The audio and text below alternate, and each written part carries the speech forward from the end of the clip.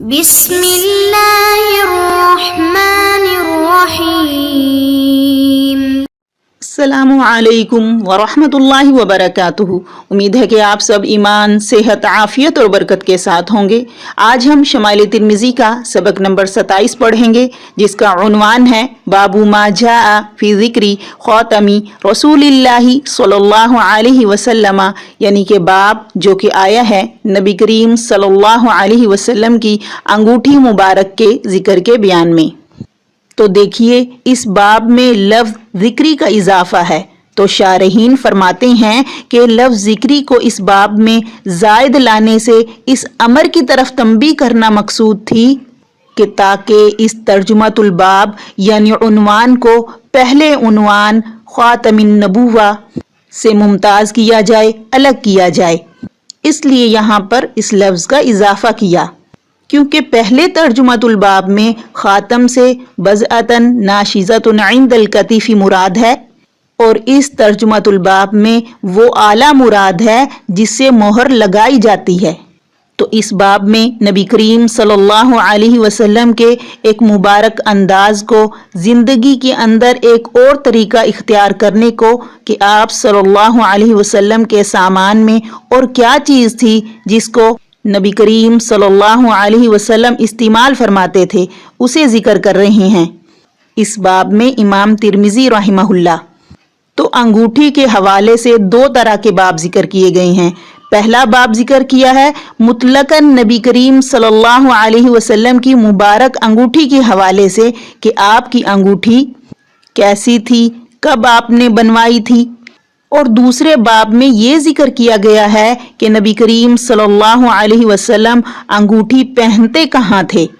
کس ہاتھ میں پہنا کرتے تھے، کس انگلی میں پہنا کرتے تھے، کہاں آپ صلی اللہ علیہ وسلم انگوٹھی کا نگینہ رکھا کرتے تھے۔ تو پہلے باب میں انگوٹھی کی کیفیت سے متعلق احادیث طیبہ ذکر فرمائی ہیں۔ پہلے حدیث کی عبارت دیکھیے، بسم اللہ الرحمن الرحیم، وبہ قال حدثنا قتیبۃ بن سعید وغیر واحد عن عبد اللہ بن وہب عن یونس عن ابن شہاب عن انس بن مالک رضی اللہ تعالی عنہ قال كان خاتم النبی صلی اللہ علیہ وسلم من ورق وكان فصه حبشیا۔ حضرت انس رضی اللہ تعالی عنہ فرماتے ہیں کانا خاتم النبی صلی اللہ علیہ وسلم من ورق، کہ نبی کریم صلی اللہ علیہ وسلم کی انگوٹھی مبارک چاندی کی تھی۔ تو دیکھیے خاتم بامعنی انگوٹھی، اس کے لیے بہت سے الفاظ آتے ہیں، جیسے کہ خاتم، خاتام، ختام، ختم، ختم اور خیتام، اسی طرح خواتم، خاتمات، اسی طرح دیکھیے ورق، اوراق، وراق، چاندی یا چاندی کا سکہ۔ پھر آگے فرمایا وکان فصہ حبشیا، کہ جو انگوٹھی نبی کریم صلی اللہ علیہ وسلم کے پاس تھی وہ چاندی کی تھی، اور اس کا نگینہ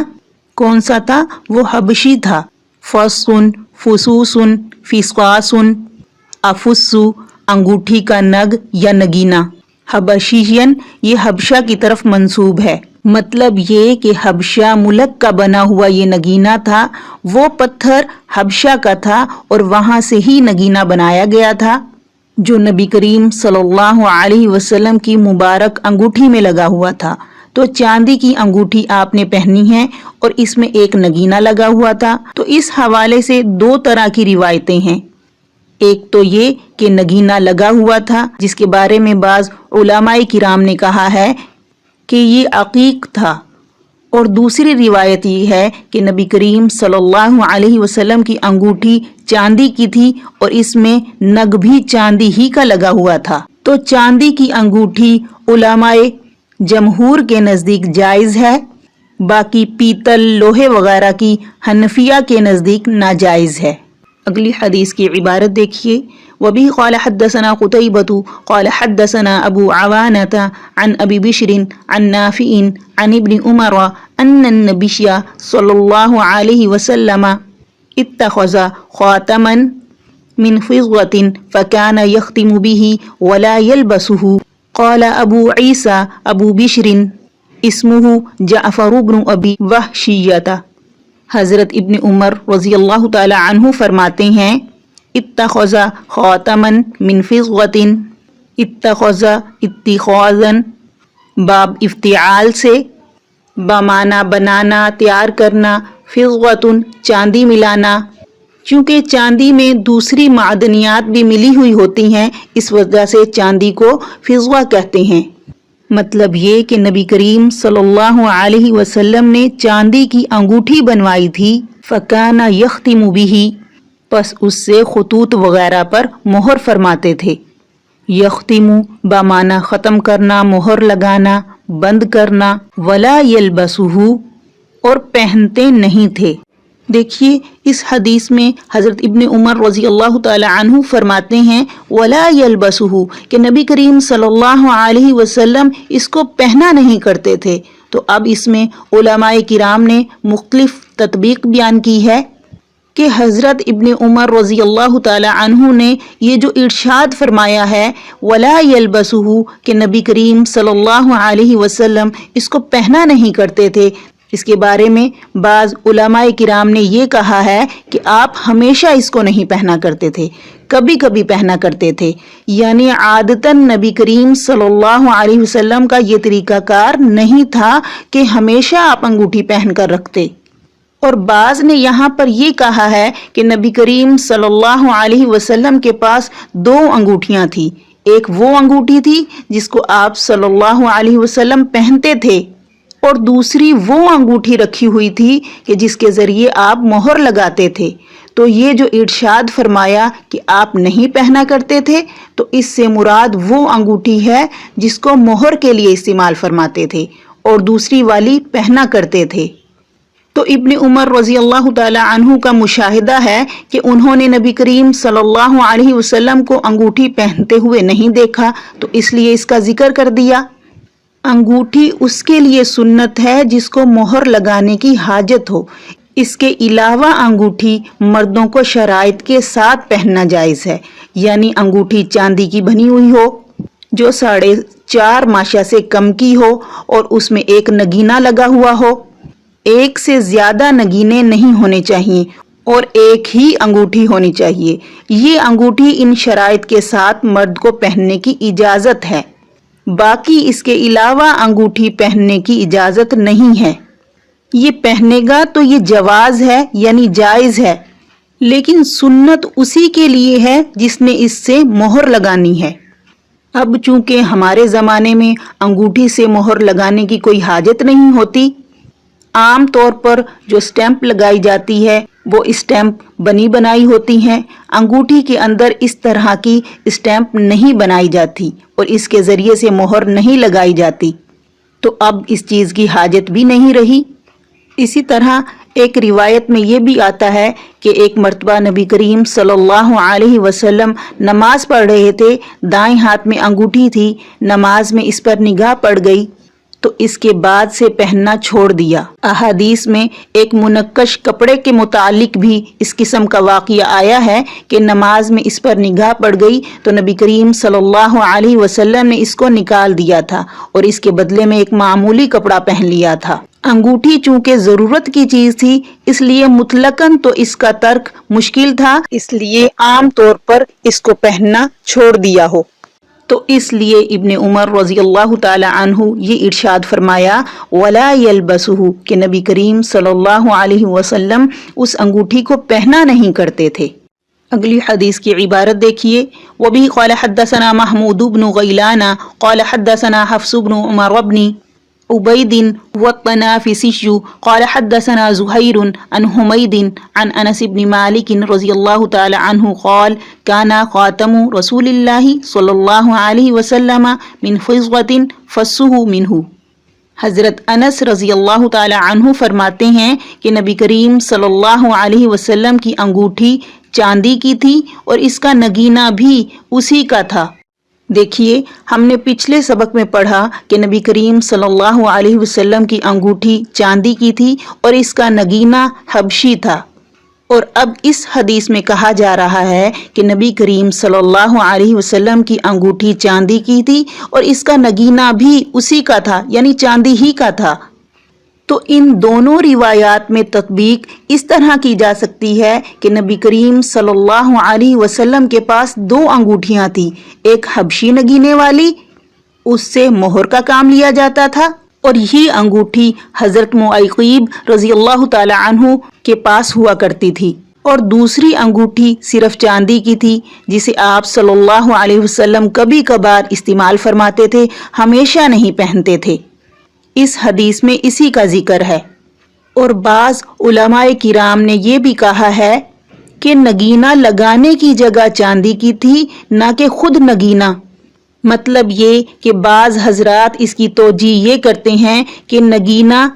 رکھنے کی جگہ چاندی کی تھی، خود نگینہ چاندی کا نہیں تھا، تو اس صورت میں یہ اس کے منافی نہ ہوگا کہ نگینہ کسی پتھر کا ہو۔ تو ان مختلف روایات میں علماء کرام نے اس طرح تطبیق دی ہے کہ انہوں نے فرمایا کہ انگوٹھی کے بارے میں متعدد اور مختلف روایات منقول ہیں۔ نمبر 1 یہ کہ ہلکا اور نگینہ دونوں چاندی کے نہیں تھے۔ نمبر 2 دونوں چاندی کے تھے۔ اور نمبر 3 ابو داؤد شریف کی روایت میں ہے کہ اس پر چاندی کا خول چڑھا ہوا تھا،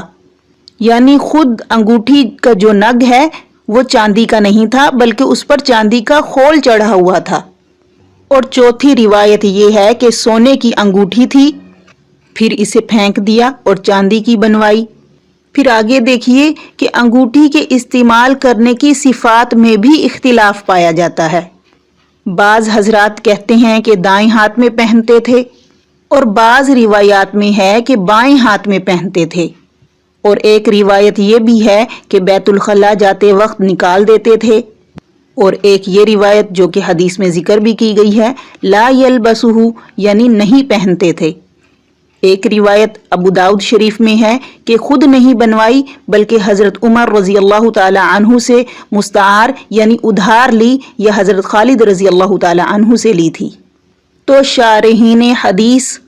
یہاں پر تطبیق اس طرح سے بیان کرتے ہیں کہ پہلے جب ضرورت پیش آئی تو حضرات صحابہ کرام رضی اللہ تعالی عنہما سے مستعار یعنی ادھار لی،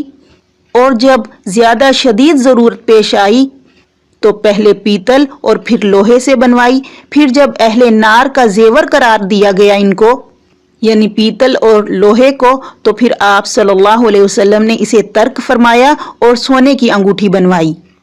پھر جب مردوں کے لیے سونے کے استعمال کی ممانعت آئی تو پھر آپ صلی اللہ علیہ وسلم نے اسے بھی چھوڑ دیا اور چاندی کی انگوٹھی بنوائی۔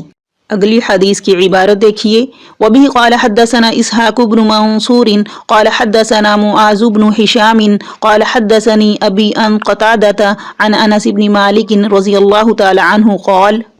لما أراد رسول الله صلى الله عليه وسلم أن يكتب إلى العجم قيل له إن العجم لا يقبلون إلا كتابا عليه خاتم فاصطنع خاتما فَكَأَنِّي أَنظُرُ إِلَى بَيَاضِهِ فِي كَفِّهِ۔ حضرت انس رضی اللہ تعالی عنہ فرماتے ہیں لما اراد رسول اللہ صلی اللہ علیہ وسلم ان یکتب الی العجم،